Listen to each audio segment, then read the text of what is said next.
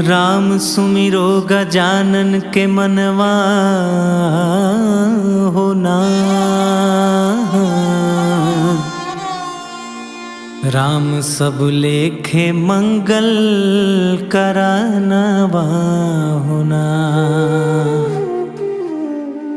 राम तब राम राम जी के नमवा होना।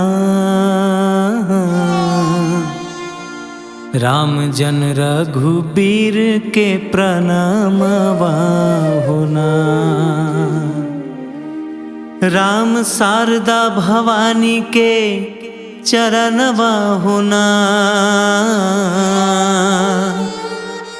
राम जन रघुबीर के प्रणामवा होना।